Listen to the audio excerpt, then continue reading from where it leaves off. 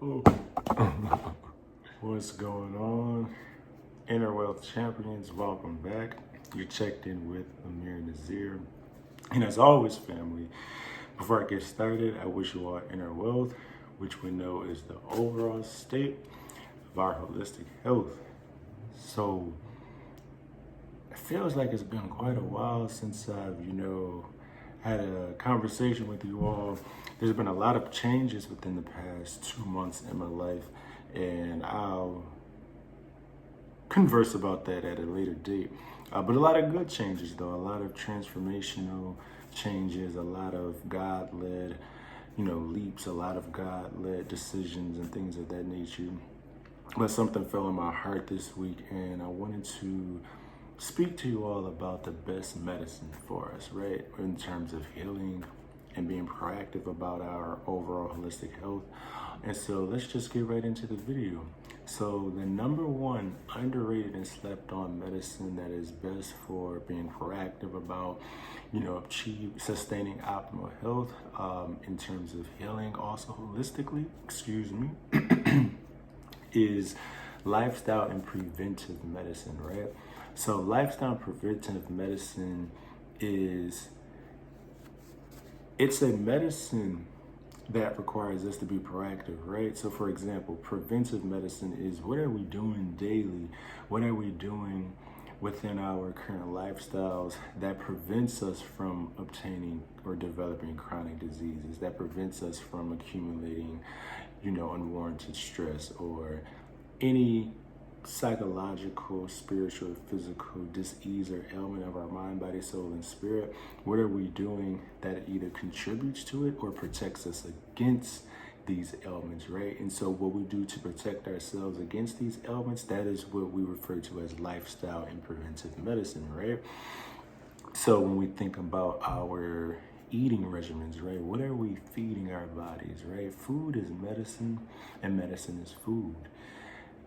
What are we feeding our vessels, right? So we could be feeding ourselves life-promoting foods or death-promoting foods, right? Are we prioritizing nutrient-dense foods? Or are we prioritizing foods that are high in saturated fats, right? Because we know that food provides our vessels with the necessary instructions that it needs to function at its highest capacity on a physiological level, right? And all of our systems are interconnected when you think about, our endocrine system and immune system. Those two are actually very intertwined with each other. They actually have a very, not only distinct roles within how our body is able to protect itself from chronic disease and, maintain optimal health, but they're also synergistically, right?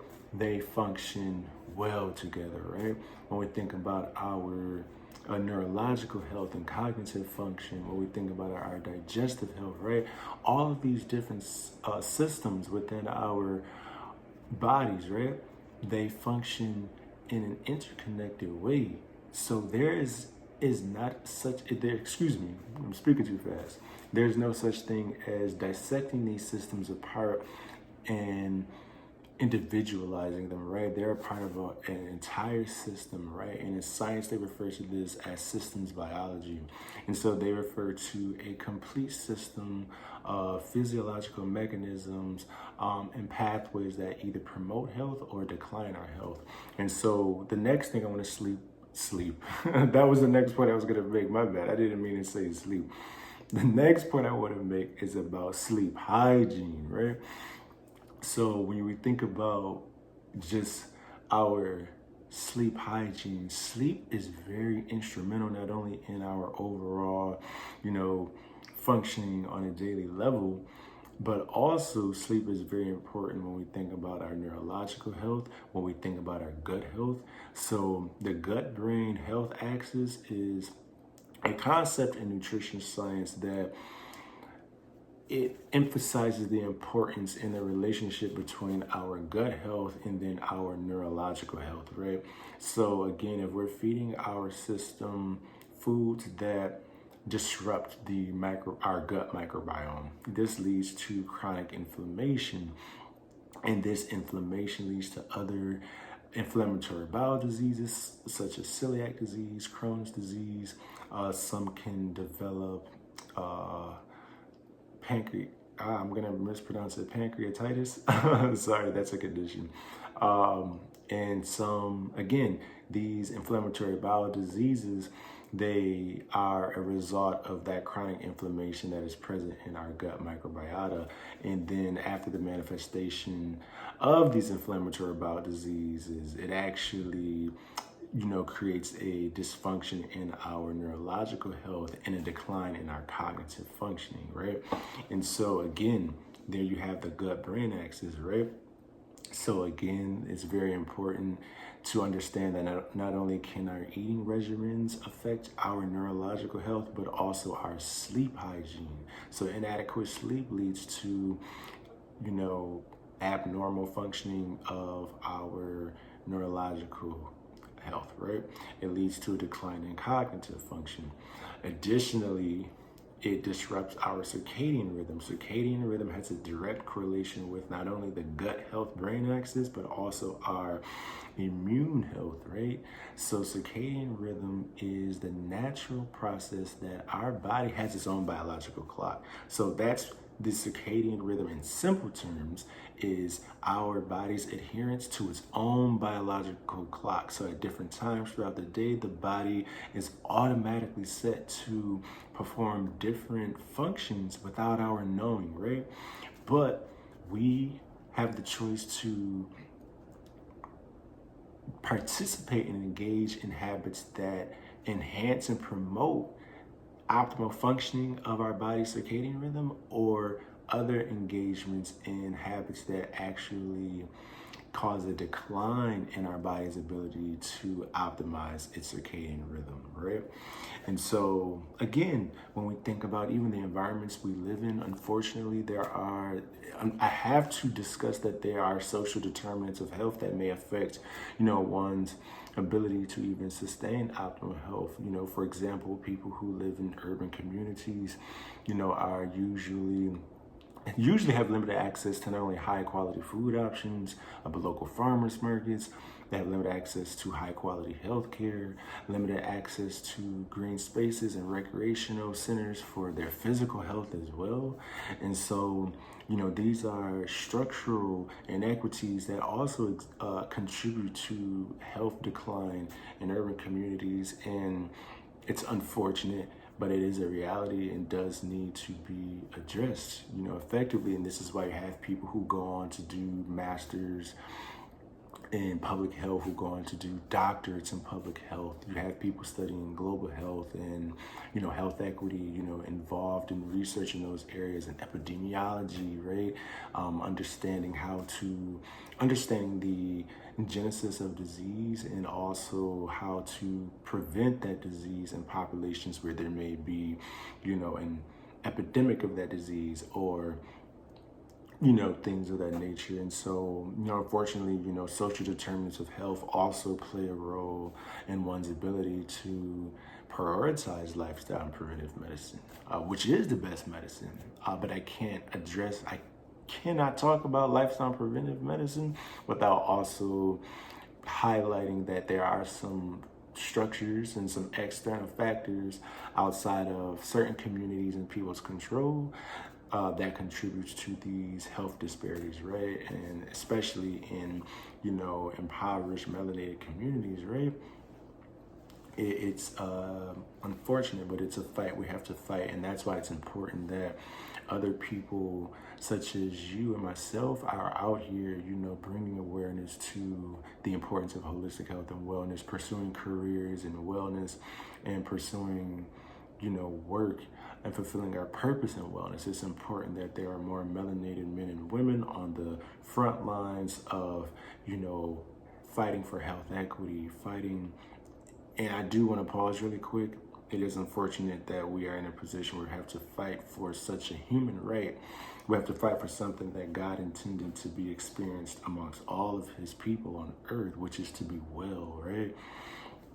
Something else I want to emphasize is maybe, just the decision to engage in drugs as well, or, tobacco use, smoking, alcohol, weed, all of these things affect the functioning of our bodies, and all of these habits also have spiritual consequences first, and then the physical manifestations of diseases are secondary to the spiritual, consequences that are created when we engage in habits and activities that do not align with the natural order of things, the natural order of life, and the natural order of God. And so I can't emphasize enough, I didn't want to make this video long. It was intended to be a very short video, but I'm very passionate about what I do. I'm very passionate about healing and health and wellness and holistic health. This is what gets me up every day, is me really wanting to speak on the importance of sustaining optimal health and living well and just being at peace internally, having a sound mind, a peace of mind, having clarity, having vitality, longevity, health, and creativity, and just living in abundance and wellness. It's something that is such a right and something that everyone should experience during their time navigating this earth. I truly stand for that. I will always advocate for that. People deserve, we deserve, you deserve, I deserve to be well, because it was God's initial intention for us. And there's no point in navigating through this earth without being well. If we're not well, the experience, it cannot be lived fully, right? And so I just want to, reiterate and emphasize before ending this conversation just the importance of lifestyle and preventive medicine. Oftentimes, in America, in these institutions, people are trained, unfortunately, many health professionals are trained to just simply diagnose and treat, but not actually understand and get to the root cause of disease or illness, right? And that is what healing is about. It's understanding the root cause of an individual's, disease or health condition, and creating interventions and, making a game plan for how to heal effectively, and addressing diseases or conditions in a way where they can be reversed, where they can be healed, and prevented even after the regression, even after being, healed, from said condition or disease. And so I'm just really, stand very firm on lifestyle preventive medicine as being the best medicine. And the one thing I didn't mention that I will say quickly, I know I lied a couple seconds ago, but in physical health as well, right? So when we exercise, whether it's walking, whether it's jogging, whether it's running, whether it's resistance training, plyometrics, calisthenics, whatever form or mode of exercise one engages in, I just really want to emphasize and reiterate something that I mentioned in a previous video, which is any form of movement, any form of exercise, it literally communicates to God that we appreciate this vessel we've been granted to experience while we are here living on earth, right? And also, oftentimes it's overlooked the connection between exercise and neurological health or mental health as well. So as I mentioned earlier, the concept of the gut-brain axis, there's a such thing as the exercise-brain axis as well, right? And so this definitely is something that we also need to include in our toolkit when we think about how to sustain optimal health, and when we think about healing, and when we think about preventing chronic diseases and illnesses, and thinking about what it means to experience optimal health and have that balance of mind, body, soul, and spirit. And so again, family, I just wanted to get on here today. I just felt very convicted, long overdue also, I should add, that but I just wanted to get on here today and just really emphasize the importance of lifestyle and preventive medicine as the best medicine. And this requires us to prioritize God, prioritize our holistic health and wellness, and be proactive rather than reactive, and work with each other in community to create change and systems and flows that allows us all to be well collectively while maintaining our individual uniqueness as we navigate this earth. All right, family, before I let you go, as always, I wish you our inner wealth, which we know is the overall state of our holistic health family. Peace.